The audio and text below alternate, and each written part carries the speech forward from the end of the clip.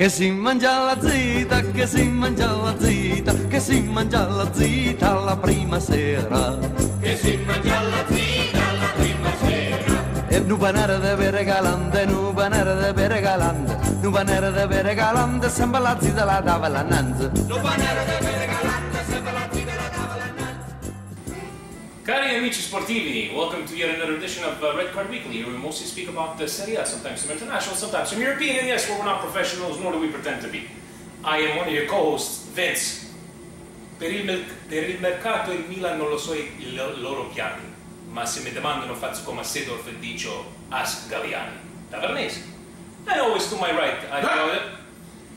I'm boycotting the nicknames until Milan is somewhat respectable. The Coppa Italia loss really didn't do well with my stomach. All right, sorry about the bad feet, because beIN Sports decided to provide everybody maintenance Spanish league, this league here, this league there. But anyways, let's see if beIN's not working. We do have a surprise this week, Steve. We have a special guest. Yes. With us, we have possibly the only Udinese fan in Canada. No, maybe no, one of five, no, one of six. No. What are you saying? What are you saying? We have with us, and I did give her a. I got her nickname. I got her nickname this week. So this is our guest is Sonja. I am half a Friulana, and that's why I love Udinese. And the only reason I'm on the show today because I lost a bet to Mr. Tavernese.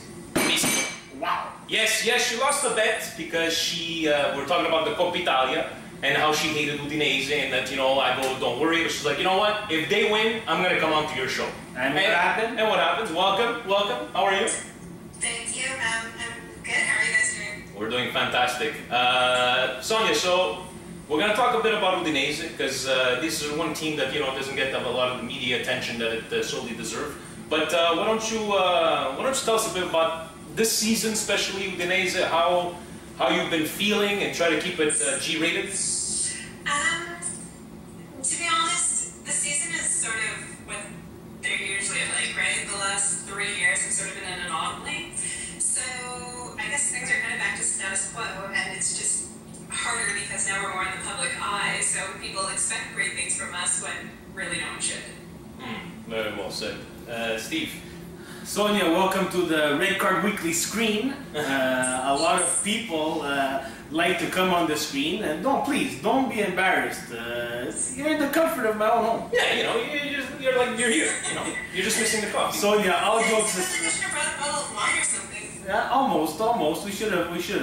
But there would be no question asked to an Udinese fan if it didn't include Toto Di Natale.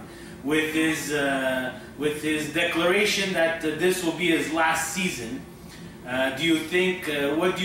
A little short tidbit about his career, and do you think that there will be someone to take his place? Okay, I'll do this in 2 parts, I guess. Please don't cry, huh? Please don't cry. No promises. I don't know. Obviously, what everybody knows about Di Natale and Udinese is really, really obvious. Thank you. Actually, I'm getting a little hot. Do you mind if I take off the sweater? No problem.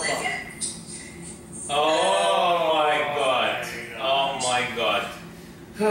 So we're gonna have to cut this interview short. Thank you for coming.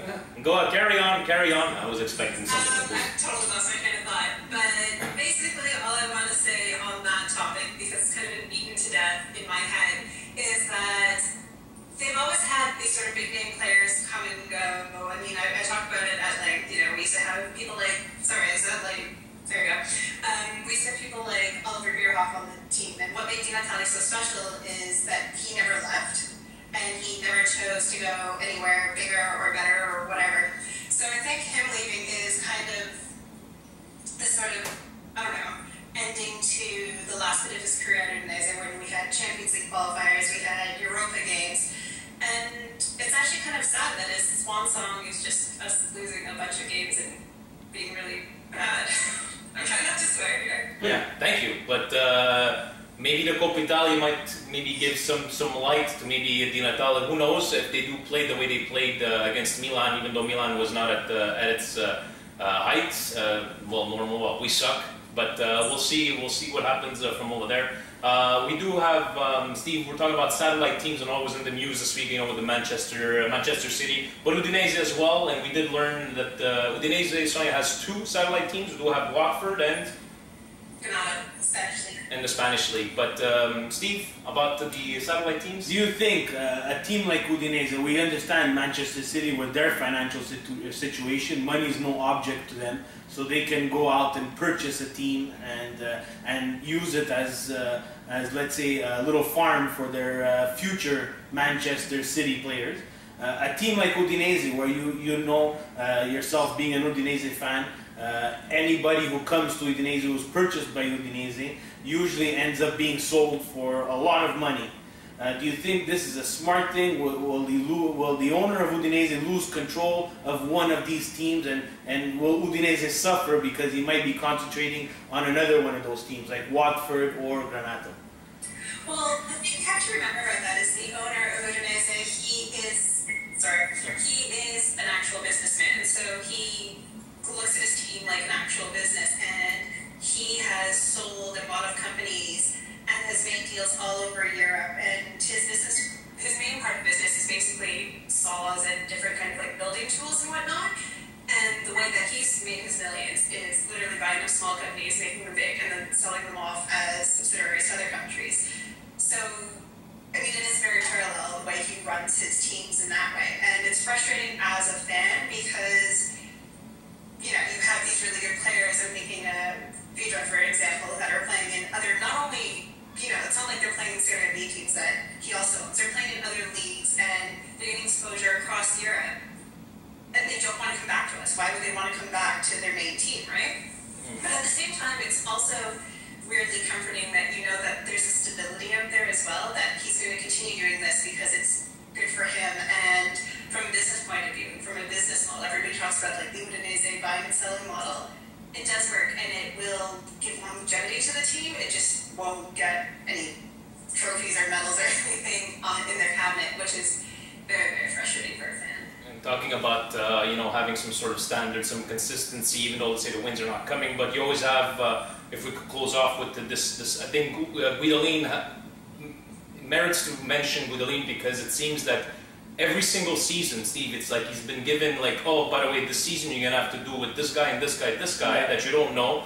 We've sold so on and so and this person here, but it seems that yes, okay, you're not finishing top 3, top 4, but for what he's been given, and that's why maybe his name has been running around for the maybe the Italy coaching job. But do you think Guidolin, is it time for him to go on to other stuff, or do you see him keeping at the team for the next couple of years? And if I could just add something to that, which is, now that you've mentioned it up, because I like Udinese and I admire their business portion of their transfer market. And like you said, you brought up a fantastic point. He runs it as a business, and usually when you see these businesses where they're small, their best word is restructuring. The owner of Udinese, he never restructured Udinese because he always kept Guidolin, let's say, at the CEO type. Like Toronto FC, they're restructuring every single 6 months. That's a very good example. Yeah, okay. I believe TSC uses the term rebuilding, but whatever. Oh, okay, sorry, go. Sorry, it's just a lot to process. Anyway, I think with that, I'm kind of hesitant to answer because I want to answer in a very succinct way where, you know, it makes sense, but I also want to answer as a fan.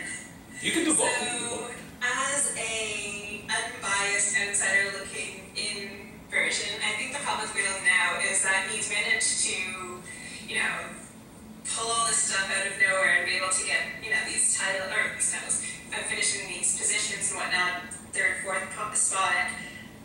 But he's kind of run out of steam now, and he's not doing anything. He's not changing lineups. He's not changing positions. It's the same thing day in, day out. And I can understand why he's gun shy, but at the same time, I just wonder why he just doesn't go like, well, what the hell? Let's just play all of our 3rd string players and see what happens. Because what does he have left to lose at this point? So it's kind of frustrating that he is being very, very conservative. At the same time, I mean, we're so close to being in fear of relegation that he may as well do whatever he wants. Yeah, very well said. But here's a question for you. Who drives you more nuts, or who upsets you more? Toronto FC or Udinese? Put on the spot. Montreal FC, and this is going to get me in trouble for saying it, but whatever. It's this kind of cute ignorance that they're trying really hard and they're just missing their mark. Whereas Udinese has been around for 118 years and they probably should have had their shit figured out by this point, and they don't. Oh. So it's like years compared to 118. You like how she didn't answer the question? She likes to go around. Like, yeah, very well, like a pure journalist. That's very, very nice. It's frustrating. But And we're rookies at this too, so we don't even know how to steer you to get the answer that we want. see? But now that you're on the Red Card Weekly screen, there's always a surprise with Red Card Weekly. So we'd like to bring out Toto Di Natale, who's here from... No, I'm joking. That's not going to happen. You're going to be part of our over-under questions, where we just rapid-fire you a couple of questions, and you answer over-under whatever you think. Yeah. So when our first question is, when Toto Di Natale scored in the Euro, did you cry for more than 3 to 4 minutes? I was actually... Sorry, I missed the first part because it cut out. Did you ask me about his retirement? No, when Di Natale scored in the Euros against Spain, so your cries of joy, did they last over 4 minutes or under 4? Actually, you guys are from Toronto, but I was actually at Definite St. Clair with my dad, which is the real Little League Toronto. We were sitting there at a bar, and neither one of us just moved for like 5 minutes. We just sat there staring, and there was absolutely no reaction. So, I think like you ordered another drink, and we just didn't talk about it. It was really, really bizarre. all right, that's a good reaction over there. And another over-under question for you. How many times will Udinese make the Europa League and get eliminated the first round against no-name teams? Is it going to be for the next 12 and a half years or under 12 and a half years? I can't answer that with my two choices because I don't think we'll ever make it again. Oh, okay. You see, again, she did not answer the question. But it's under. It's understandable. Okay, for your last rapid-fire question, we will touch on the retirement of Toto Di Natale.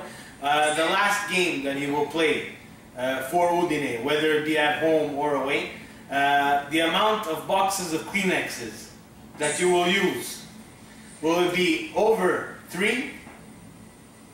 Or under 3? Over 3.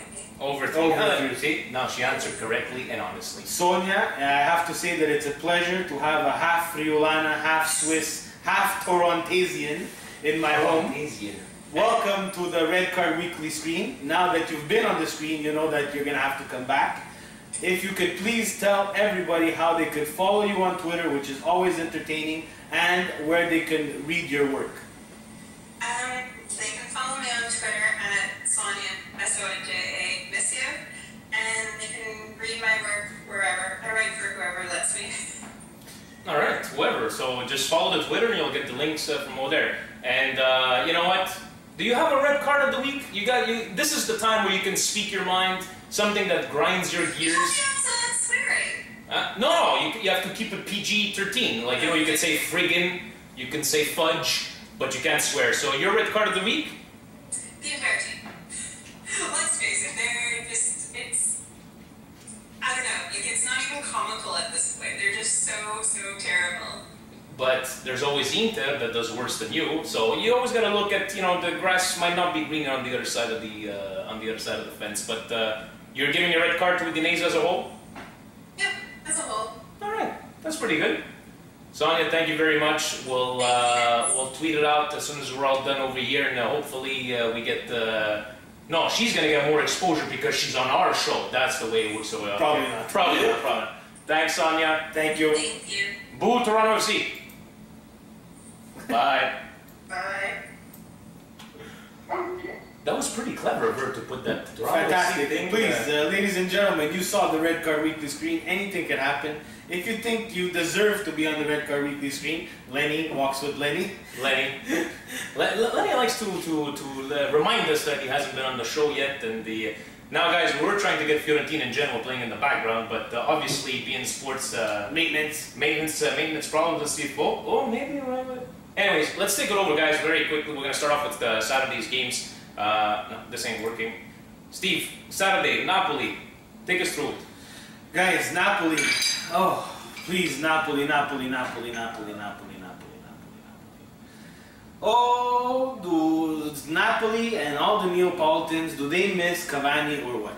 No, I thought Higuain made the Napolitans forget. Yeah, talking with Francis Giacomo, I gotta give him credit, fantastic insight on his part.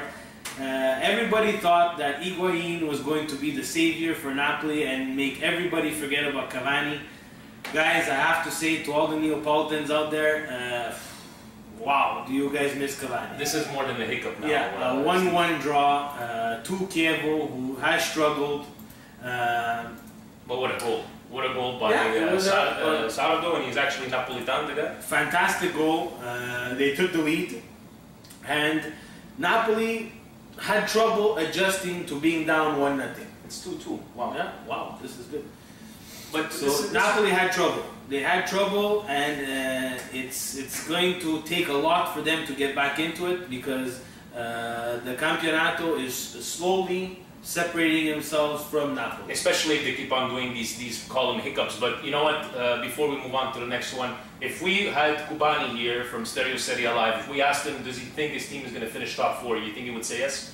I think he would still say yes, because there is quite a gap between those top 4 and 5 teams and everybody else. It will be close. Napoli does have the tools and the weapons. Unfortunately, right now it looks like they're not firing on all cylinders. They took a late goal by Abial to get the 1-1 draw, or else they were going to lose that game. But more than that, unfortunately, I have to say it again, I think that Benitez is using Insigne wrongly.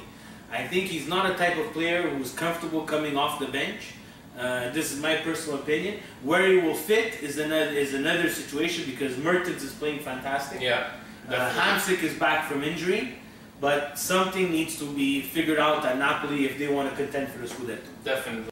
Then at 2:45 we had bellissimo partita, Lazio Juventus from the Olimpico in Rome.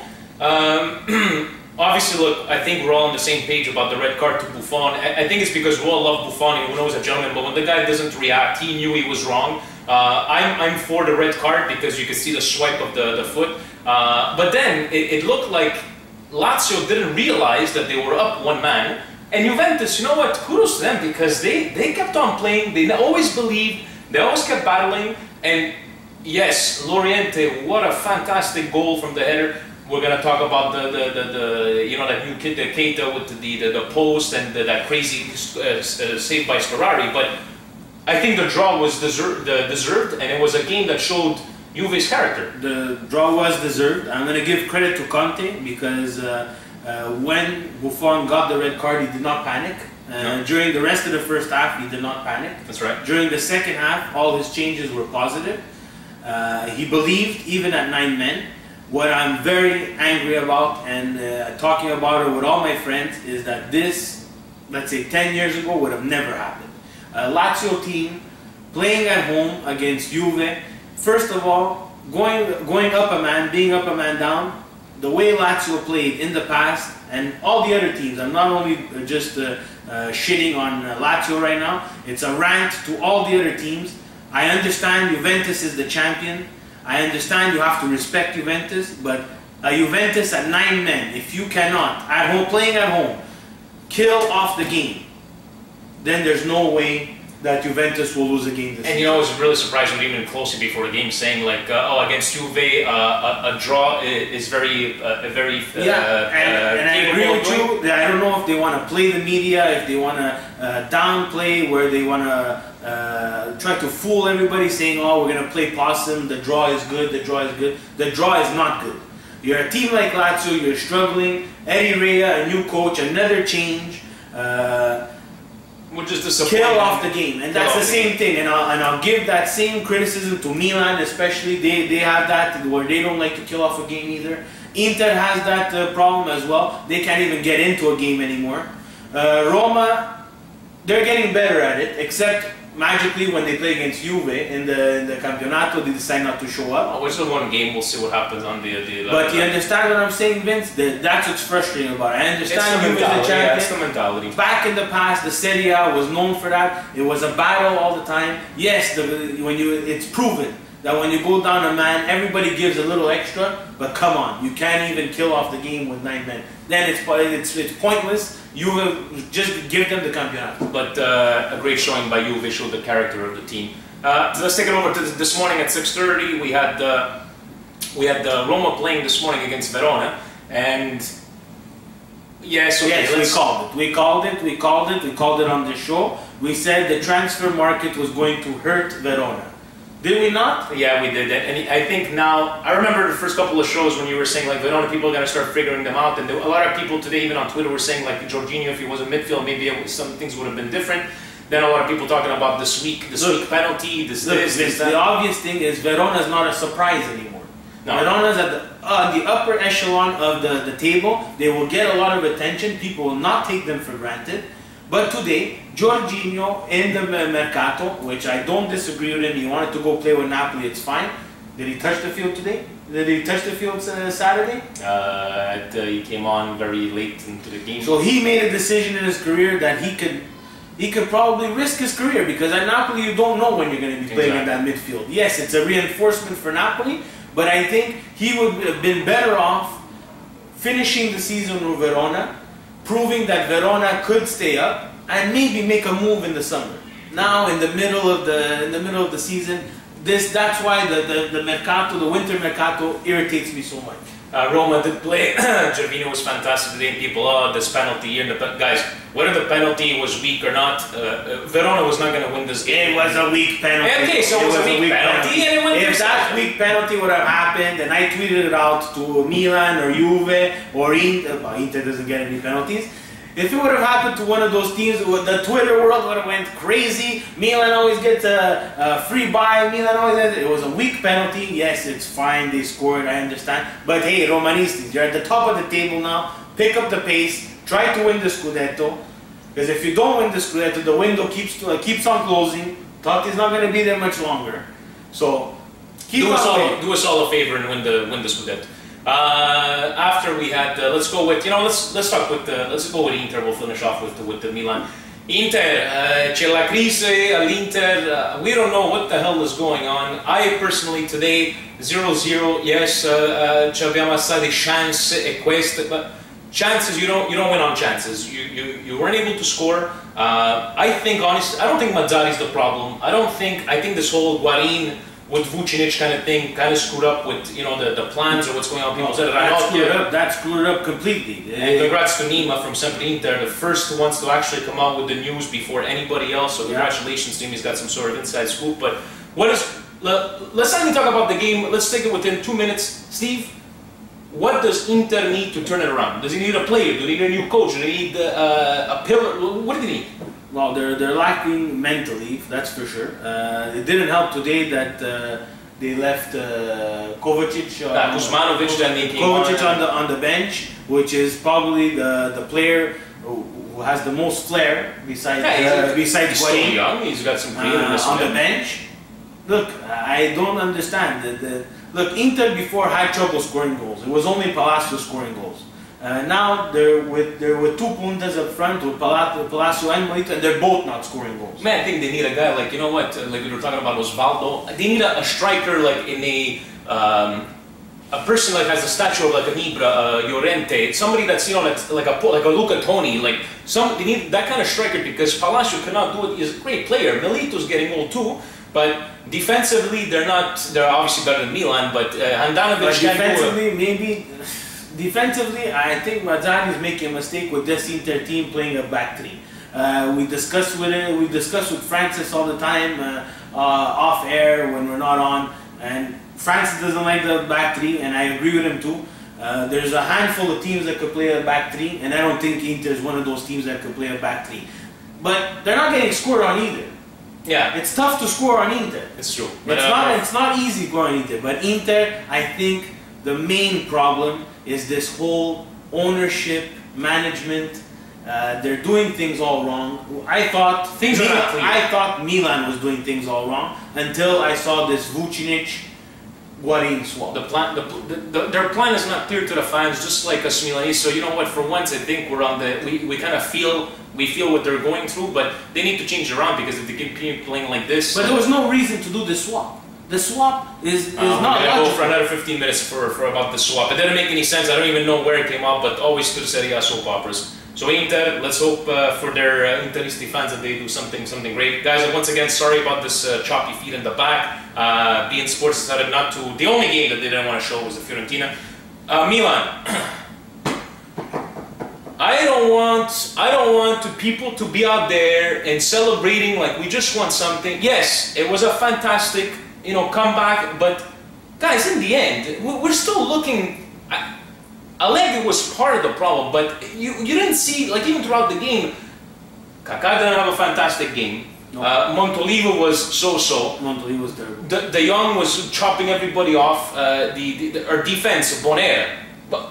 Bonera, do you remember how to play defense? Or maybe, I don't know, maybe he was having those brain farts. He had a couple of brain farts in the game. Yes, we're happy that we won. And in the end, if you look at the stats, yes, we did deserve to win. But again, to Cagliari, they weren't scared of Milan. They were just going to take it to us. But Steve, even Amelia, I don't know if I'm going to talk about Amelia because I'm going to take over the whole show. Look, we saw that the past 2 days, even Buffon himself being the greatest goaler, the greatest Italian goaler, if you want to put him up there with Zoff and Buffon, 1, 2, 1A, 1B, everybody makes mistakes. Yeah. So you have to understand that too. But Amelia, come on. I understand you haven't played in a while, but I've never seen a clearance like that. The trajectory of the clearance didn't even make sense. He did it twice, Steve. Twice. The first time that we got saved ourselves, and he did it again. I go, ma è possibile, Amelia. Now you understand why Amelia was always on the bench with Allegri. The thing that I take out of this is, yes, the fight back. We fought back when we were at Allegri, but it was by chance with Allegri because the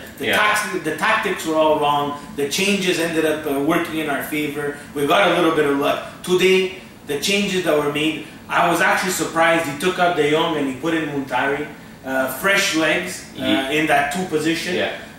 But Montolivo, being the creative person in that 2 position, it's just not working out. Right now, it's not. It's not working out. I don't know how they're going to solve that problem. His passes are all off, whether long range or short range. He's not finding anybody. The service, that one punta up front, is not getting the best of service. I liked it today when they took out Robinho and they put in Pazzini to play the top portion of that trio, and Balotelli a bit behind. Yes, he does have to come back to get the ball, but Balotelli needs to understand that he has to run. Yeah. And I think Seedorf is making him understand that if you run and you be involved in the game, it's gonna work out for a lot of the corners. You see him; he's heading them out from the. He's coming back to defend as well, which we have no choice because we keep on rotating center back. We don't know what's gonna happen with Mexes if he's gonna leave. We don't know what's gonna happen with which Bonera we're gonna get. We don't know when Zapata's gonna come back, and we don't understand where Rami is gonna clear the ball. Exactly, but you know what? On this kind of note too, we've seen a lot of change in Balotelli with Balo.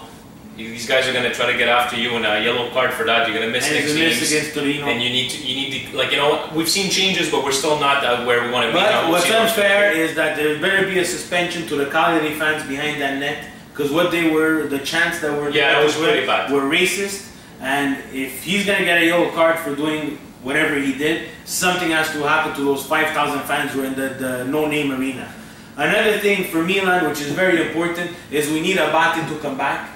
Because Emmanuelson at the left back position, forcing the Shilio on the other side, is causing us a lot of problems. Yeah, even Emmanuelson, we don't know which Emmanuelson shows up. Sometimes he got this greatest crosses, but I like what I saw from Honda today, even though he had a 50-50 game, if you ask me, great at the end. But we'll see where we go, and we'll see next week's against Torino. And I just want an honorable mention to Torino and Parma, who right now in the standings share spot number 6. Very good, seriously, for them with no big superstars on the team. Guys, we're going to go with our red cards of the week. First, I'd like to thank again Sonja Missio for being on the show, except for that red jersey there, or whatever that team is called. Sorry for our feed. Again, thank you to beIN Sports for their free service.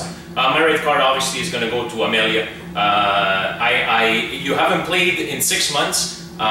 You have all the time in the world. Within the first 5-6 minutes, you kick back, lob it to Bonero, which Bonero screws up, and then you don't learn your lesson. You do it again, which causes the goal, and you look like a real fool when he tried to go. Marco Sal really played Bonera and Amelia like fools. So Amelia, honestly, if you wanted to really not play, what's a red card? We could show it out my dryer going on. Exactly, but yeah, Marco Amelia, red card to you, Steve. My red card of the week, it's gonna go to again this Cagliari stadium that has construction on the top right hand corner. The upper curva is construction curva. Come on, guys, honestly. And I thought Rai was bad. I gave my red card to Rai for them showing Cagliari playing Juventus.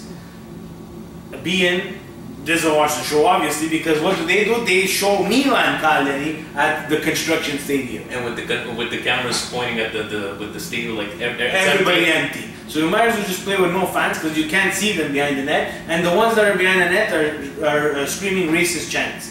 5,000 fans only. All right, guys. So thank you very much. We'll catch you next week. And Genoa Fiorentina right now 2-2. Go catch it on whatever channel you could catch it. Forza la Viola. Ciao, guys.